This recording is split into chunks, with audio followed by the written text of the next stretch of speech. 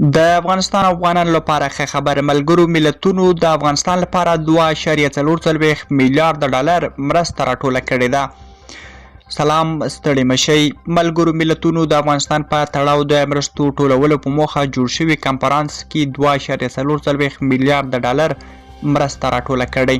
تر دې مخکې د ملګرو ملتونو سرمنشي انتوني ګوتریش له نړیوالې ټولنې د افغانستان لپاره د 4.4 میلیارډ ډالر مرستې غوښتنه کړې ده.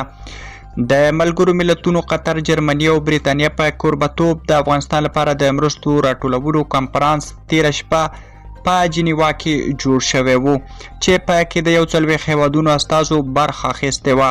ملګري ملتونه وایي چې دا مرستې د افغانانو لپاره د خوراکي توکو، سرپناه، روغتیایي او نورو اړینو توکو لپاره راټولې کړي دي.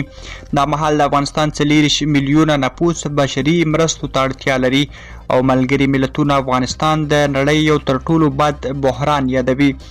د یادې نړیوالې ادارې سرمنشي انتوني ګوتریش دغه کنفرانس ته په خپلې وینا کې وویل چې د افغانستان 90% خلک بشپړ خوراکي توکي نه لري او کابو 9 میلیونه یې له وچکالۍ سره مخ دي.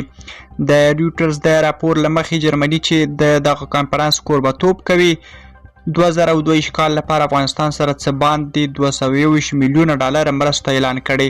همداراز امریکا 204 میلیونه ډالر او اروپایي ټولنې د 114 میلیونه یورو، ناروی 80 میلیونه ډالر، قطر د 15 میلیونه او کویت د 10 میلیونه ډالر مرستې ژمنه کړې ده. درنو لیدونکو، په اخر کې زموږ د یوټیوب چینل هم در سره سبسکرایب کړئ.